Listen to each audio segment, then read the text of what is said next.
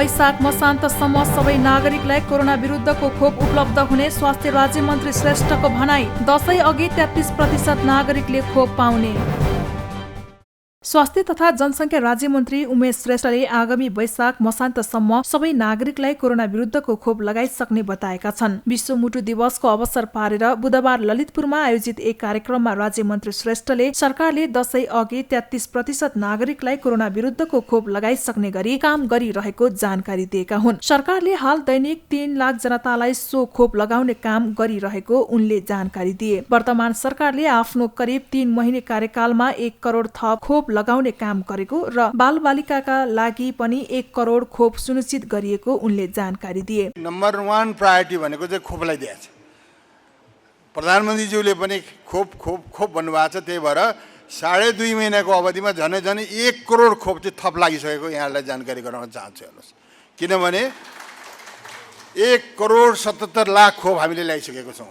पहिले चाहिँ 12 अरूलाई म दोष दिन चाहदिनँ, कमसेकम 1.5 वर्षको पिरियडमा 47 लाख खोप लागेको थियो भने अहिले करिबन 3 महिना पुग्नको समयमा 1 करोड 50 लाख जति चाहिँ खोप लगाइसकेको छ र यो दशैंसम्म चाहिँ 33% जनतालाई चाहिँ खोप चाहिँ लगाइसक्ने चाहिँ जानकारी गराउन पनि चाहन्छु। हेर्नुहोस्, र यसको अलावा खोपको सुनिश्चितता सबभन्दा ठुलो कुरो, खोप कसरी धेरै लाउने। एक दिनमा 303 लाख जनतालाई हामीले खोप लगाएका छौँ। खोपमा पनि चेन्ज गरौँ, फ्रन्टलाइनरलाई दिउँ। जस्तो कि जो शिक्षक, कर्मचारी, बिजनेस एक्टिभिटिजमा लाग्ने, टुरिज्म सेक्टरको व्यक्तिहरू र चाहिँ होटेलर्सहरू, फ्रन्टलाइनरहरूलाई हामीले प्रायोरिटी दिएर अब फ्रन्टलाइनरमा काम गर्नेहरूलाई 18 वर्षभन्दा माथिका व्यक्तिहरूलाई हामीले खोप लाउने सबै ठाउँमा। करिबन यो टुरिस्टिक ठाउँहरूमा जुन टुरिस्ट भएको ठाउँ छ त्यो ठाउँमा पनि खोप चाहिँ 13-14वटा हिमाली जिल्ला टुरिस्टिक ठाउँहरूमा पनि खोप लाउने अभियानको रूपमा हामीले सुरु गरेको छौँ। राज्य मन्त्री श्रेष्ठले मुटु रोग, क्यान्सर जस्ता दीर्घ रोगहरूको उपचार निशुल्क रूपमा गर्ने गरी सरकारी अस्पतालहरूको सुधार गर्न सरकार लागि परेको बताए। कार्यक्रममा वरिष्ठ मुटु रोग विशेषज्ञ डाक्टर भगवान कोइरालाले मुटु रोगबाट बस्नका लागि धूम्रपान तथा प्रदूषणबाट बस्ने र नियमित शारीरिक व्यायाम गर्न सबै नागरिकलाई आह्वान गरे। उनले नेपालमा मुटु रोगको भयावह अवस्था देखिएको उल्लेख गर्दै त्यसको उपचारका लागि सहज हुने व्यवस्था गर्न सरकारलाई पनि सुझाव दिए। धूम्रपान हुन त यो हालमा आज कोही धूम्रपान गर्ने व्यक्ति पस्या जस्तो मलाई लाग्दैन। कोही अब कुरा खरोड नगरिकन काम नहुने रहेछ। हेर्नुहोस् है, यो कुरा खरो, यो गफसफ गर्ने भित्र चुरोट पिउँदै छिर्ने काम बन्द गरौँ होइन। यो चाहिँ नि यसले अरूलाई हानि गर्छ। आफ्नो ज्यान त भड्खालोमा पर्यो, अरूको पनि पर्छ। हामी प्रत्येक दिन त्यसको भुक्तभोगी हौँ। अरूले दुःख बदमासी गर्छ, हामीले दुःख भोगिरहन्छौँ। चिज ओके, हाम्रो काम सेवा गर्ने हो। तर त्यो यो कस्तो छ भने यो हार्ट एट्याक भएर ढलेर मृत्युको नजिक पुगेपछि मात्रै होसाउने बानी छ सबैको, धेरैको, सबैको होइन। बेलैमा होस्। पल्युसनको कुरा त अब मेरो साहब पनि हुनुहुन्छ, मन्त्रीज्यू पनि हुनुहुन्छ। पोलिसी लेभलमा हामीले मेजर कुरा चाहिँ स्ट्यान्ड लिनुपर्ने छ। अब यो अलि अनपपुलर स्ट्यान्ड लिनै पर्ने छ, किनभने चुरोट र यो indoor pollution including smoking, outdoor pollution विश्व स्वास्थ्य सङ्गठनले उच्च जोखिमको कारणमध्ये राखिदिएको छ। पहिला थिएन पल्युसन, अहिले पल्युसन पनि ठुलो जोखिम भनेर मानिन्छ। अब त्यसपछि अर्को जोखिम भनेको एक्सर्साइज नगर्ने, अल्छी गर्ने, मोटापन, अनि त्यसपछि चाहिँ पसिना ननिकाल्ने। आज कतिजनाले बिहान एक्सर्साइज गरेर पैसा निकालेर भ्याउनु भयो। यहाँ 8 बजे 7:30 को कार्यक्रम थियो, म चाहिँ गएँ है। आज 7:30 6:30 बजे गएर आधा घन्टा भए पनि टेनिस खेलेर पैसा निकालेर नआएर 5 मिनट ढिलो भए पनि you have to stick to the basic rules. त्यो चाहिँ गरिएन भने स्वास्थ्य कायम हुँदैन। ललितपुर महानगरपालिकाका प्रमुख चिरीबाबु महर्जनले मुटु रोग लाग्न नदिने गरी व्यायाम गर्न आफूले ललितपुर महानगरपालिका भित्र 32.5 किलोमिटर साइकल ट्र्याक बनाएको जानकारी दिए। उनले साइकल चढेर नागरिकहरूले शारीरिक व्यायाम गरून् भनेर ललितपुर महानगरपालिका भित्रको चक्रपथमा 15.8 किलोमिटर साइकल ट्र्याक बनाउने योजना तय गरेको समेत बताए। एक्सरसाइजको निमित्त जुन उहाँले एम्फासिस दिनुभयो त्यसमा चाहिँ ललितपुर महानगरपालिका लागि परेको छ। एक्सरसाइज गरून्, साइकल चढुन् भनेर हामीले चाहिँ साइकल ट्र्याक बनाएका छौँ। हामीले 32.5 किलोमिटर 32.5 किलोमिटर साइकल ट्र्याक बनायौँ। अब बाटो पुरानो छ तर साइकल ट्र्याकको कन्सेप्ट नयाँ हो। अताई नअताई स्क्विज गरेर भए पनि हामीले साइकल ट्र्याक राख्यौँ। तर काम पनि गर्नु छ, फेरि सडक विभागको गाली पनि खानु छ। मैले धेरै गाली खाएँ, तरै पनि हामीले 32.5 किलोमिटर साइकल ट्र्याक बनायौँ। र यो वर्ष हामीले यो चक्रपथमा ललितपुर क्षेत्रमा चाहिँ 7.9 किलोमिटर चक्रपथ पर्छ। अब यसको सर्भिस ट्र्याकको राइट एन्ड लेफ्ट गर्दाखेरि 15.8 किलोमिटरको साइकल ट्र्याक हामी यो वर्ष बनाउँदैछौँ। र भित्री सहरमा पनि हामी थप साइकल ट्र्याकको हामी व्यवस्थापन गर्न गइरहेको कुरा पनि मैले यहाँलाई जानकारी गराएँ। कार्यक्रममा मुटु रोग विशेषज्ञ डाक्टर रवि मल्ल, क्यान्सर रोग विशेषज्ञ डाक्टर राजेन्द्र प्रसाद बराल, मृगौला रोग विशेषज्ञ डाक्टर ऋषि कुमार काफले, स्नायु रोग विशेषज्ञ डाक्टर वसन्त राज पन्त र समाजसेवी कृष्ण कडेललाई सम्मान गरिएको थियो। बागमती र प्रदेश 2 का मुख्यमन्त्रीले विश्वासको मत लिने मिति तय। बागमतीमा एकीकृत समाजवादीको नेतृत्वमा सरकार गठनको कसरत। लुम्बिनी प्रदेश सभा बैठक फेरि स्थगन भएको छ। बुधबारका लागि बोलाइएको बैठक असोज 20 गते बस्ने गरी तारिएको हो। प्रमुख प्रतिपक्षी दल नेकपा एमाले संसदीय दलले पार्टीको विधान महाधिवेशनमा सहभागी हुनुपर्ने भएकाले बैठकमा उपस्थित हुन नसक्ने कारण देखाएपछि सभामुख पूर्ण बहादुर घरतीले बैठक सारेका हुन्। प्रदेश सभाको 9औं अधिवेशन सुरु भए यता कुनै बैठक पूर्ण रूपमा बस्न सकेका छैनन्। एमालेले आफ्ना सांसद द्वय अजय शाही र विमला ओलीलाई कारबाही गर्नुपर्ने माग राखी लगातार सदन अवरुद्ध गर्दै आएको छ। एमालेको विधान अधिवेशनको लागि तयारी पूरा। शीर्ष नेता सहित अध्यक्ष ओली गोदावरी पुगेर तयारी बारे लिए जानकारी।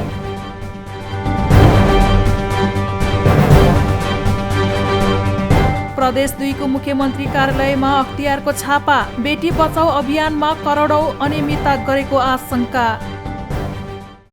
अख्तियार दुरुपयोग अनुसन्धान आयोगले प्रदेश 2 को मुख्यमन्त्री तथा मन्त्री परिषदको कार्यालयमा छापा मारेको छ। बर्दिवास स्थित आयोगको कार्यालय र केन्द्रबाट गएको टोलीले मुख्यमन्त्री तथा मन्त्री परिषदको कार्यालयमा छापा मारेको हो। प्रदेश 2 ले 2075 साल मङ्सिरबाट सुरु गरेको बेटी पढाऊ बेटी बचाऊ अभियानका लागि साइकल खरिदमा करोडौं रुपैयाँको अनियमितता भएको सूचनाका आधारमा आयोगले छापा मारेको अख्तियार स्रोतले जनाएको छ।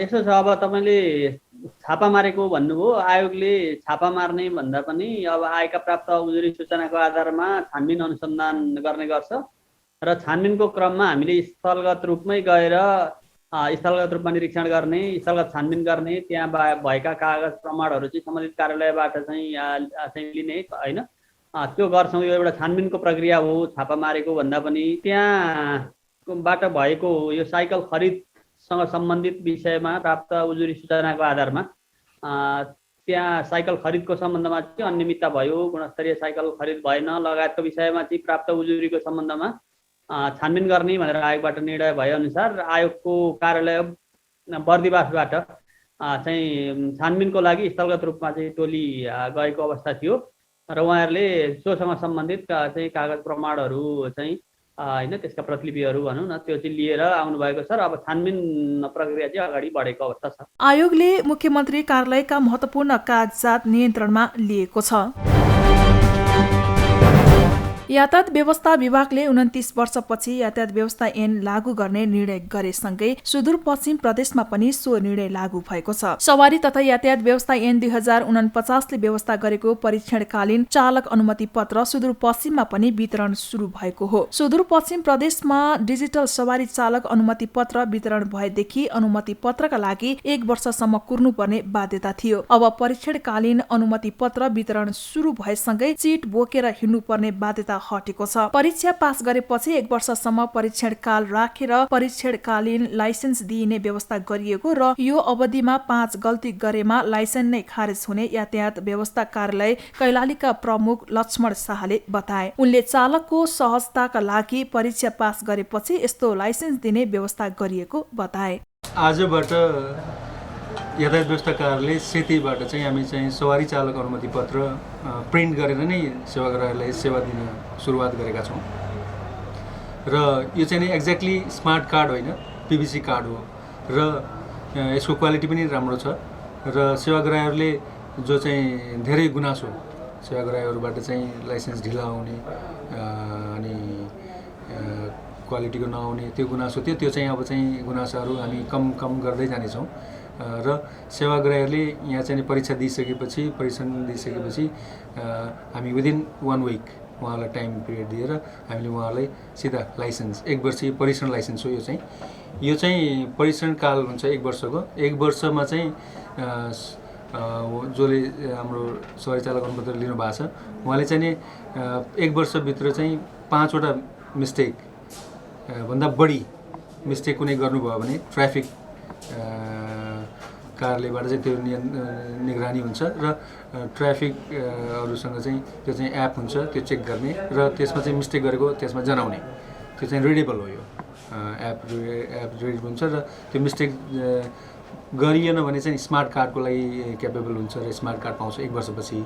र अहिले चाहिँ नि यो चाहिँ परीक्षण लाइसेन्स चाहिँ सवारी चालक चाहिँ अनुमति पत्र चाहिँ हामी वितरण गर्न गएर आजबाट हामी सुरुवात गर्न गइरहेछौँ। चालक अनुमति पत्र वितरण सुरु भएसँगै 1 वर्षसम्म चिट बोकेर सवारी चलाउनु पर्ने बाध्यता अन्त्य भएको छ। परीक्षणकालीन लाइसेन्स पाएपछि सेवाग्राहीले खुसी प्रकट गर्दै अब सवारी साधन चलाउँदा केही सहज हुने प्रतिक्रिया दिएका छन्।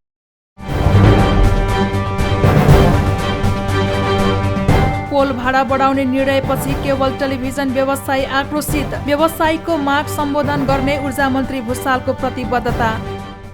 ऊर्जा जलस्रोत तथा सिंचाई मन्त्री पम्फा भुसालले केबल टेलिभिजन व्यवसायीहरूको मागलाई सम्बोधन गर्ने प्रतिबद्धता जनाएकी छिन्। बुधबार केबल टेलिभिजन व्यवसायी महासंघको राष्ट्रिय भेलालाई सम्बोधन गर्दै मन्त्री भुसालले केबल टेलिभिजन व्यवसायीहरूको मागलाई सम्बोधन गर्ने बताएकी हुन्। उनले सरकारले सञ्चालनमा गाउँ-गाउँमा पुर्याउनु पर्ने काम निजी क्षेत्रले गरिरहेको बताउनुभयो। मन्त्री भुसालले विज्ञान प्रविधिको विकासले अहिले सबैसँग हातको मोबाइल सिममा संसार भएको भन्दै ती सबैलाई नियम अनुगमन र नियन्त्रण कसरी गर्ने भन्ने कुरा सरकारले हेर्नुपर्ने बताइन्। मन्त्री भुसालले निजी क्षेत्रले व्यवसाय र पेसामै प्रभाव पारेको भन्दै मन्त्री भुसालले पेसागत जीवनमा परेका समस्या र चुनौतीहरूलाई सरकारले सकारात्मक ढंगले ग्रहण गर्ने र संवादद्वारा केबल टेलिभिजन व्यवसायीहरूको मागको हल निकाल्ने बताइन्। सूचना सञ्चारका क्षेत्रमा विश्वमा भएको क्रान्ति हामीले हाम्रा हातका मोबाइल चिप्समा मात्रै होइन जीवन व्यवहारमा पनि अभ्यास गर्न पाएको कुरालाई कतै पनि न्यूनीकरण गर्नुहुन्न। त्यसैले तपाईहरु यो केबल टेलिभिजन व्यवसायी साथीहरूले गाउँमा ठाउँमा पुगेर शहर बस्तीहरूमा पुगेर यहाँहरूले पनि राज्यले दिनुपर्ने सेवालाई निजी क्षेत्रले पनि दिएको छ। म त्यसलाई सम्मान गर्छु र हामीले देखेको हाम्रो नेपालको समग्र विकास समृद्धिको आधार राज्य, निजी क्षेत्र र सहकारी भनेर 3 खम्बे नीति पनि हामीले संविधान त अवलम्बन गरेका छौँ। त्यसको चाहिँ एउटा राम्रो भरपर्दो चाहिँ यो टेलिभिजन क्षेत्रमा सञ्चारको क्षेत्रमा पनि राज्यले त्यही नीतिलाई अख्तियार गरेको छ। त्यसैले आज राज्यको आफ्नो टेलिफोन सेवा हुँदाहुँदै हामी यहाँ निजी प्रदायकहरू पनि हुनुहुन्छ।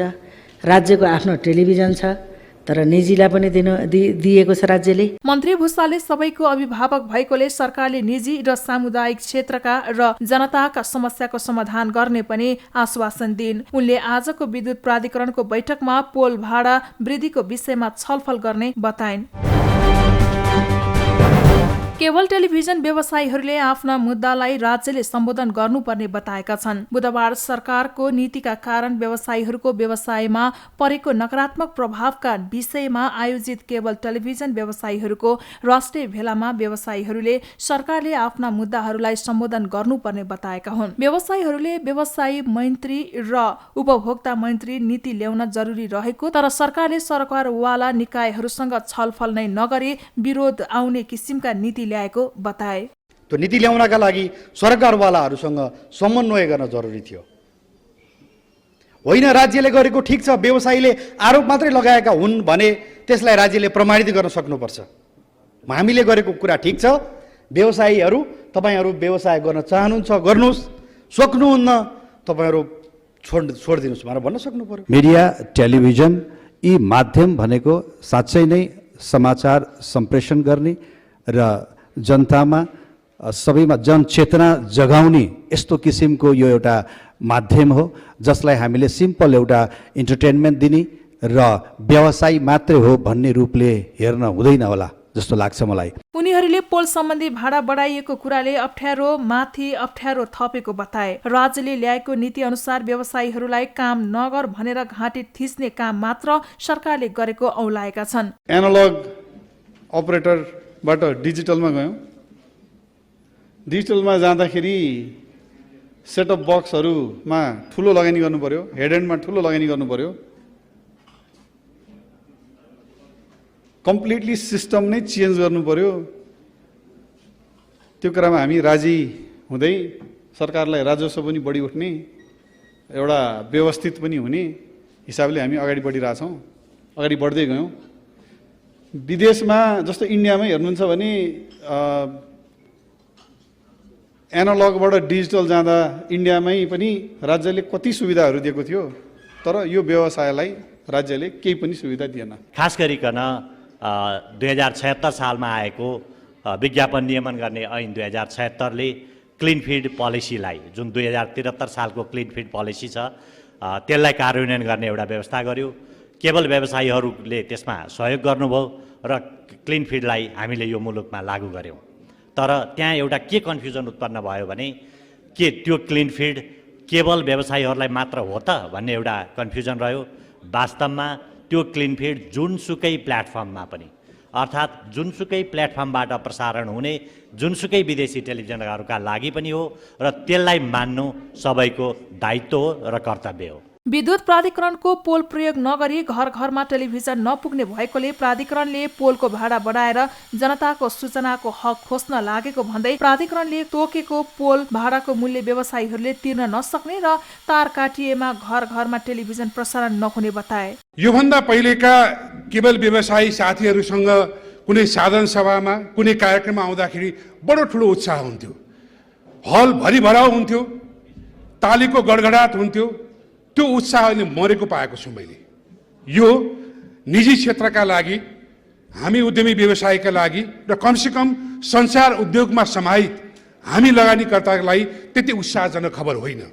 यस अर्थमा पनि सम्भवतः आज तपाईँले उठान गरिरहनु भएको यो विषय अत्यन्त गम्भीर छ भन्ने मलाई लागेको छ। त्यस अर्थमा पनि नेपालका 90% भन्दा बढी मूलधारका सञ्चार माध्यमहरूको सङ्गठन मिडिया अलायन्स, तपाईँहरू सँगसँगै अघि अशोकजीले भन्नुभएको जस्तो सङ्केत बन्द गर्नु पर्दाखेरि पनि हाम्रो समर्थन रहनेछ। हाम्रो क्षेत्रमा पनि चाहिँ महानायकको विवादहरू तपाईँहरूले सुनिराख्नु भयो होला होइन? त्यो महानायकको कुरा गरे कि त्यो कमेन्ट्समा गाली गरिहाल्छ। त्यस्तै कुलमान घिसिङजी पनि असाध्यै राम्रो कुशल प्रशासक हुनुहुन्छ है, तर मैले उहाँसँगको एक दुईवटा मिटिङमा उहाँको व्यक्तिगत चाहिँ आचरणको अनुभव गर्दा उहाँमा धेरै दम्भ पनि मैले देखाएको छु। त्यसकारणले मलाई जहाँसम्म लाग्छ उहाँले यो नीति पनि आफ्नै दम्भको कारण नै ल्याउनु भएको हो जस्तो लाग्छ। कार्यक्रममा अन्य व्यवसायीहरूले कुलमान घिसिङ एउटा सफल र कुशल प्रशासक भए पनि उहाँमा दम्भ बढेको बताएका छन्। व्यवसायीले कुलमान घिसिङले आफ्नो दम्भका कारण केवल व्यवसायीहरूलाई मारमा पर्ने गरेर नीति ल्याएको बताए। सरकारको नीतिबाट अधिकांश क्षेत्र नै पीडित रहेको भन्दै व्यवसायीहरूले सबैको हित हुने गरी नीति निर्माण गर्न सुझाएका छन्। अब यो परिस्थितिमा पहिलो हाम्रो एजेन्डा हाम्रो पोलकै एजेन्डा हो। मन्त्रीज्यू आइदिनु भयो, सुनिदिनु भयो र एउटा कुरो के भने होइन सङ्घर्ष गर्नै पर्छ, पोजिटिभली हेरेर निर्णय गर्छुसम्म त भन्नुभयो। अब यहाँ आएर बोलेको पोजिटिभ निर्णय गरेर गर्छु भनेको कार्य भोलिको दिनमा काम कसरी हुन्छ, के गर्नुहुन्छ त्यो उसले निर्णयले हामीहरूलाई थाहा हुन्छ। किनभने आज पोलको पनि मिटिङ छ भन्नुभएको छ। पोलको मिटिङ छ भने हामी यहाँ यो अवस्थामा हामी छौँ भन्ने कुरो उहाँलाई हामीहरूले देखाउन सकेका छौँ। अब उहाँले गर्ने निर्णय हामीहरूले हेर्नुपर्छ। विद्युत प्राधिकरणले पोलको भाडा 350% वृद्धि गरेपछि सरकारले सूचनाको हक खोज्न लागेको भन्दै केवल टेलिभिजन व्यवसायीहरूले काठमाडौँमा राष्ट्रिय भेला आयोजना गरेर आन्दोलन गरिरहेका छन्। केवल टेलिभिजन व्यवसायी महासंघको आयोजनामा देशभरबाट 400 भन्दा बढी व्यवसायीहरू उपस्थित भएका छन्। उनीहरूले सरकारको नीति र निर्णयका कारण आफ्नो व्यवसाय नै धराप हुन लागेको भन्दै आफूहरू बाध्य भएर राष्ट्रिय भेलामा सहभागी बनेको बताएका छन्। भारत सरकारको आर्थिक अनुदानमा राष्ट्रिय पुनर्निर्माण प्राधिकरणले पुनर्निर्माण गरेका काभ्रेपलाञ्चोक जिल्लाका 6वटा विद्यालय भवनहरूको संयुक्त रूपमा उद्घाटन गरिएको छ। काभ्रेपलाञ्चोक जिल्लामा पुनर्निर्माण सम्पन्न भएका 6वटा विद्यालय भवनहरूको बुधबार भारतीय विदेश मन्त्रालयका उत्तरी महाशाखाका संयुक्त सचिव अनुराग श्रीवास्तव, काभ्रेपलाञ्चोक 2 का प्रतिनिधि सभा सदस्य गोकुल प्रसाद बास्कोटा, काभ्रेपलाञ्चोक 1 का प्रतिनिधि सभा सदस्य गंगा बहादुर तामाङ र राष्ट्रिय पुनर्निर्माण प्राधिकरणका कार्यकारी सदस्य ध्रुव प्रसाद शर्माले संयुक्त रूपमा उद्घाटन गरेका हुन्। करिब 19.5 करोड रुपैयाँ भन्दा बढीको लागतमा बनेपा नगरपालिकाको आजाद माध्यमिक विद्यालय, 5 खाल नगरपालिकाको श्री आजाद माध्यमिक विद्यालय, दुर्गेश्वर माध्यमिक विद्यालय र भगवती माध्यमिक विद्यालय तथा चौरी देउराली गाउँपालिकाको खाडादेवी माध्यमिक विद्यालय र पनौती नगरपालिकाको शारदा माध्यमिक विद्यालयको उद्घाटन गरिएको हो। विद्यालयको उद्घाटन गर्दै प्रतिनिधि सभा सदस्य गोकुल प्रसाद बास्कोटाले नेपाल र भारत बीचको सम्बन्ध बहुआयामिक भएको बताए। भारतसितको हाम्रो मजबुत सम्बन्धको फाइदा नेपाली दाजुभाइ दिदीबहिनीहरूले प्राप्त गर्नु हाम्रो चाहिँ भारतको अनिवार्य दायित्व, हाम्रो अनिवार्य हक जस्तो भएको छ। त्यसैले जे सहयोग गरेको छ भारतले त्यसका निम्ति म काभ्रेली दाजुभाइ दिदीबहिनीहरू, यहाँका भाइ बहिनी विद्यार्थीहरू, अभिभावकहरू, खुद हामी नेपाली जनताहरू र नेपाल सरकार समेतको तर्फबाट पनि, यद्यपि हामी अहिले सरकारमा छैनौँ, प्रतिपक्षमा छौँ, तर सरकारको सम्बन्ध छ। त्यसैले दुई देशको सम्बन्धको प्रश्न हो, दुई पार्टीको कुरा होइन। त्यसो हुँदा हामी सिँगै जनताको तर्फबाट भारत सरकार र यसलाई कार्यान्वयन गराउन तदारुकता लिने। भूकम्पले क्षति पुर्याएका नेपालका 8 जिल्लाहरू गोरखा, नुवाकोट, सिन्धुपाल्चोक, रामेछाप, दोलखा, काभ्रेपलाञ्चोक, धादिङ र काठमाडौँका शैक्षिक संस्थाहरू पुनर्निर्माणका लागि भारत सरकारले 50 मिलियन अमेरिकी डलर आर्थिक सहयोग प्रदान गर्ने प्रतिबद्धता अनुसार सो विद्यालयहरू पुनर्निर्माण भएको भारतीय राजदूतावासले जनाएको छ। विद्यालय भवन उद्घाटन गर्दै भारतीय विदेश मन्त्रालयका उत्तरी महाशाखाका संयुक्त सचिव अनुराग श्रीवास्तवले नेपालको आवास, शिक्षा, स्वास्थ्य र सांस्कृतिक धरोहर संरक्षणका लागि भारत सरकारले सहयोग गर्दै आएको बताए। नेपाल भारतको घनिष्ठ मित्र भएको उल्लेख गर्दै उहाँले आगामी दिनमा पनि नेपाललाई हमेशा साथ दिन तयार रहेको प्रतिबद्धता व्यक्त गरे। 2015 के विनाशकारी भूकंप के समय मुझे याद है, मैं दिल्ली में था। उस दिन भूकंप के झटके हम लोग को वहाँ भी महसूस हुए थे। मैं मंत्रालय में निदेशक वित्त के रूप में कार्यरत था और शुरुआती बचाव कार्य और राहत प्रयासों के बाद हमें एक दिशा निर्देश दिया गया, बहुत ही क्लियर दिशा निर्देश था कि नेपाल को हर तरीके से हमें मदद करनी चाहिए और कोई कमी नहीं छोड़नी चाहिए। त्यसैगरी 2072 सालकै भूकम्पबाट क्षतिग्रस्त पनौती नगरपालिका स्थित खोपासी प्राथमिक उपचार केन्द्रको पनि भारत सरकारको अनुदान सहयोगमा पुनर्निर्माण हुने गरी भवन शिलान्यास गरिएको छ। 7.5 करोड रुपैयाँको लागतमा बन्न लागेको सो उपचार केन्द्रले काभ्रेपलाञ्चोक जिल्लाका करिब 15,000 जना मानिसलाई आपतकालीन मातृ तथा शिशु स्वास्थ्य र अन्य चिकित्सा सेवाहरू प्रदान गर्न सक्ने बताइएको छ। उपचार केन्द्र सन् 2022 को डिसेम्बरसम्मका निर्माण कार्य सम्पन्न गरिसक्ने गरी काम अघि बढाइने जनाइएको छ। 3 दिन लगातार घटेको नेप्से 50 अङ्कले बढ्यो, 5 अर्ब 28 करोड रुपैयाँको कारोबार।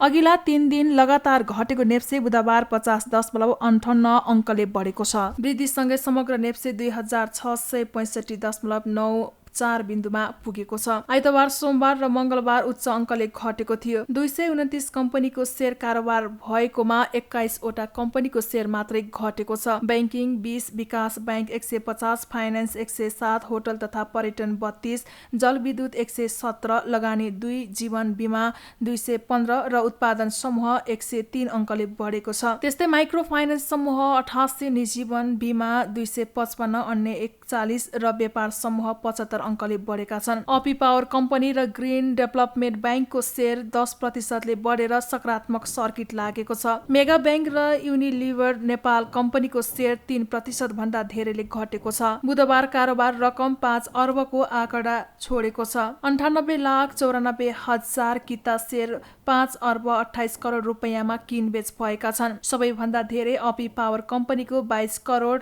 67 लाख रुपैयाँको शेयर कारोबार भएको छ। मंगलबार 5 अर्ब 74 करोड रुपैयाँको शेयर किनबेच भएको थियो। कोका कोलाले यस वर्षको दशैंलाई केन्द्रित गरी कोकका बोतलहरूमा धन्यवाद शब्द लेबल गरी उपभोक्ता माझ पठाउने भएको छ। कोका कोलाले बुधबार पत्रकार सम्मेलन गरी यस वर्षको दशैंलाई लक्षित गरी धन्यवाद लेखिएको कोका कोला बजारमा ल्याइएको जानकारी दिएको हो। यसपालिको दशैं महामारीका समयमा प्रोत्साहित र प्रेरित गर्नुभएका परिवारका सदस्य र साथीहरू प्रति आभार व्यक्त गर्दै मनाउन कोका कोलाले प्रेरित गरेको कोका कोला नेपालका कन्ट्री निर्देशक आदर्श अवस्थीले बताए। Last 1.5 years or little more than that, since year 2019 January, we were so cautious. We were cautious to go out, we were cautious to shake hands, we were cautious with our neighbors, we were cautious with our own family members. We were cautious when people from outside were coming to our home. Our relatives, when they were dropping in, we were very cautious because of the situation which was there around and across the world. What we are trying to do, moving from this cautiousness to ensuring that we are able to thank everyone who have been there with us during these difficult times, during the lockdowns, helping people. It's not only about our families, it is about our friends. There are good news which we were getting during the lockdowns, and there were not so good news which we were getting. But I don't think any one of us will not have at least a dozen people to thank during this lockdown. Be it my neighborhood grocery store, be it the restaurant guy who delivered when there was a lockdown. So the campaign this time we are doing is Dhanyawad. Coca कोलाले सहयात्री बनेका व्यक्तिहरूलाई धन्यवाद व्यक्त गर्न आमा बुबा दाई भाइ दिदी बहिनी साथ र सेवाकर्मीहरूका लागि भनी 8 वटा नयाँ बोतल प्रस्तुत गरेको छ। यसको मुख्य आशय कोभिड-19 को महामारीको कठिन समयमा व्यक्तिगत सहयात्रीका रूपमा रहेका साथीहरू, परिवार र फ्रन्टलाइनरहरूलाई कोकको बोतल मार्फत धन्यवाद व्यक्त गर्नु रहेको कोका कोलाले बताएको छ। कार्यक्रममा कोका कोलाले आफ्नो नयाँ ब्रान्ड एम्बेसडरको रूपमा नायिका स्वस्तिमा खड्कालाई घोषणा गरेको छ।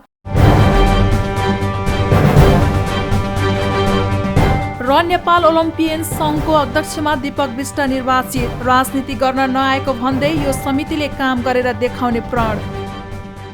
नेपाल ओलम्पियन संघको अध्यक्षमा दीपक बिष्ट निर्वाचित भएका छन्। नयाँ कार्य समितिका लागि बुधबार भएको निर्वाचनबाट तेक्वान्डोका कीर्तिमानी पूर्व खेलाडी बिष्ट निर्वाचित भएका हुन्। अध्यक्षका प्रत्याशी एनओसीका पूर्व उपाध्यक्ष समेत रहेका रवि राज थापालाई पछि पार्दै बिष्ट अध्यक्ष चुनिएका हुन्। 7 दोबाटो स्थित नेपाल ओलम्पिक कमिटी एनओसी को भवनमा भएको निर्वाचनमा बिष्टले 41 भोट प्राप्त गरे। थापाले मात्र 4 भोट पाएका थिए। कुल 49 भोटमा 47 भोट सदर भएको थियो। यस्तै संघको उपाध्यक्षमा प्रवीण तुलाधर 46 भोट सहित निर्वाचित हुँदा महिला उपाध्यक्षमा सङ्गीना वैद निर्विरोध भइन्। महासचिवमा राजेन्द्र भण्डारी, सचिवमा देबु थापा र कोषाध्यक्षमा स्नेहा राणा निर्विरोध चयन भए। सदस्यमा राजकुमारी पाण्डे, विमला राणा मगर, कान्छी माया कोजु, प्रमिला रिजाल, मुकुन्द हरिश्रेष्ठ, विष्णु बहादुर सिंह, टीकाराम श्रेष्ठ, सफल राम श्रेष्ठ र रञ्जन श्रेष्ठ निर्वाचित भए। ओलम्पिक मुभमेन्ट साँच्चै नै छैन नेपालमा।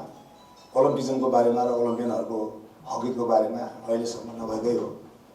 को कुन पोस्टमा कहाँ बसे, कसरी चलाए, के भए, र तपाईँहरू पनि धेरै धेरै ठुल्ठुलो ठाउँमा पोस्टमा हुँदाखेरि पनि ओलम्पियनले साँच्चै नै आफ्नो हक अधिकार पाएको छैन।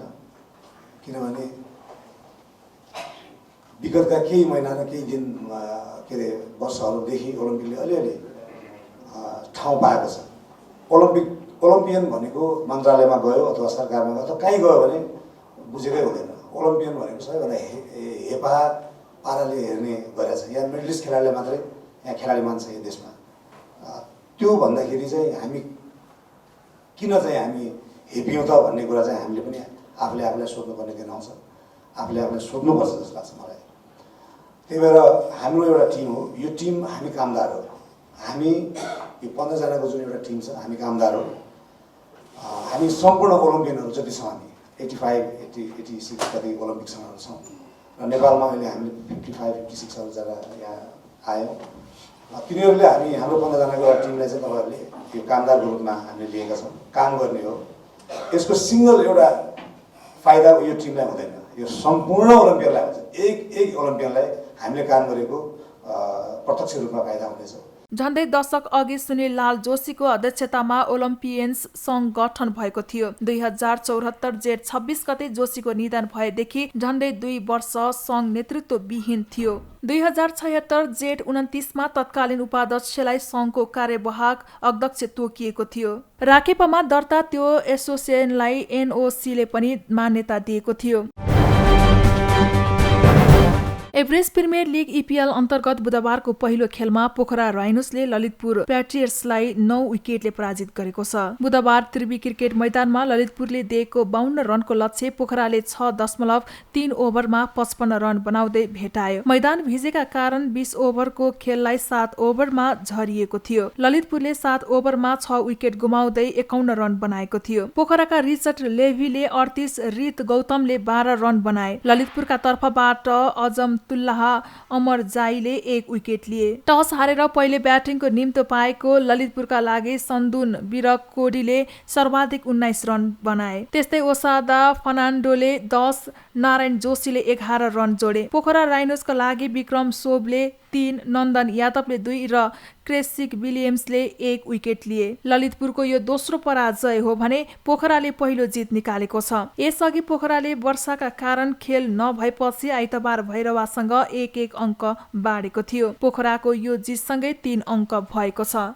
भैरवा ग्ल्याडिएटर्सले चौथो संस्करणको Everest premier league EPL T20 क्रिकेटमा पहिलो जित निकालेको छ। टियु क्रिकेट मैदानमा बुधबार विराटनगर वारियर्सलाई 6 विकेटले पराजित गर्दै भैरवाले पहिलो जित निकालेको हो। विराटनगरले दिएको 90 रनको सामान्य लक्ष्य भैरवाले 15 ओभर 3 बलमा 4 विकेट गुमाएर पूरा गर्यो। भैरवाको जितमा उपुल थरङ्गाले सर्वाधिक 34, प्रदीप एरीले 22, तमिम इकबाल र रोहित पौडेलले समान 12-12 रन बनाए। विराटनगरका राम नरेश गिरीले 2 विकेट लिए। करण केसी र बसन्त रेग्मीले 1-1 विकेट लिए। यसअघि टस हारेर पहिले ब्याटिङ गरेको विराटनगर 17 ओभर 4 बलमा अल आउट हुँदै 89 रन बनाएको थियो। भैरवाका बलर चम्किएको खेलमा विराटनगरका दिलसन मुनाबिराले सर्वाधिक 25 रन बनाए। भैरवाका धम्मिका प्रसाद र आरिफ शेखले 3 विकेट लिए। अविनाश बोहराले 2 तथा दुर्गेश गुप्ता र कृष्ण कार्कीले 1-1 विकेट लिए। यस जितसँगै भैरवाले 2 खेलमा 3 अङ्क जोडेको छ।